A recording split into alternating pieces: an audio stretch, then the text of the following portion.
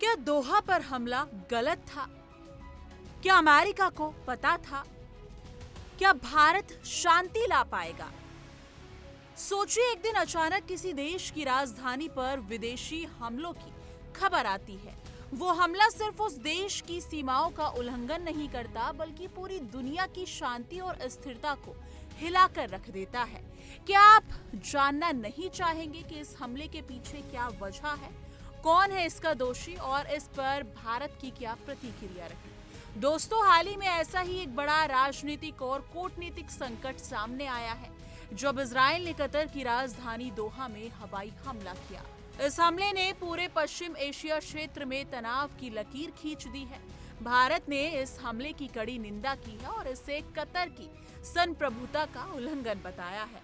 आज हम इस पूरे घटनाक्रम को विस्तार से समझेंगे कि कैसे इस हमले ने क्षेत्रीय और वैश्विक राजनीति को प्रभावित किया है और भारत ने इस विवाद में क्या भूमिका निभाई है।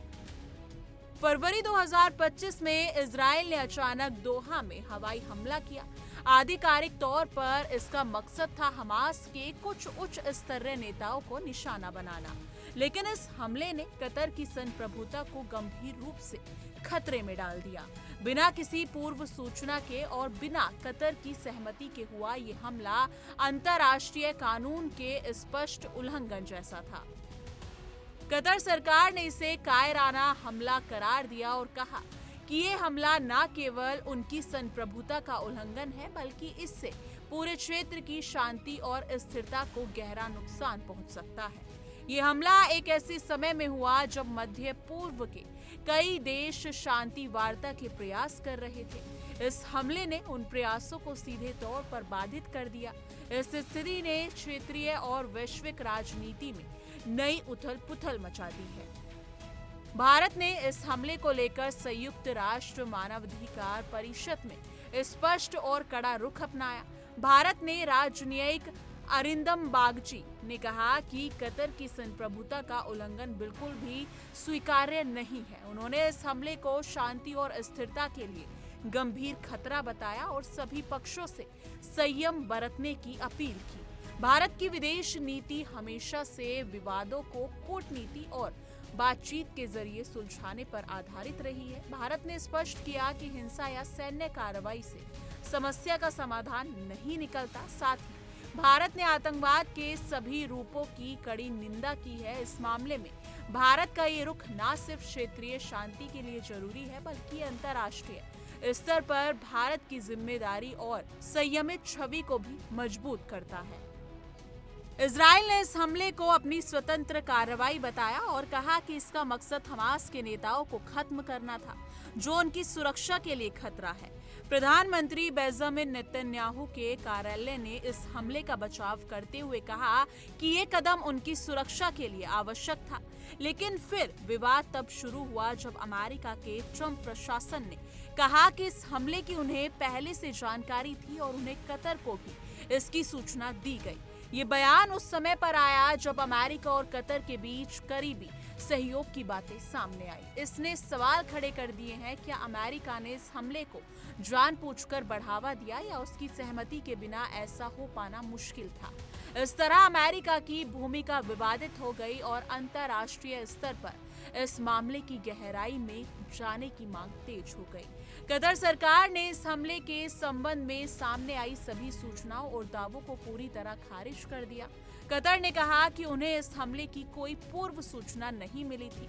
उन्होंने इसे कायराना हमला बताते हुए कहा कि उनकी संप्रभुता का उल्लंघन है और इसके गंभीर परिणाम होंगे।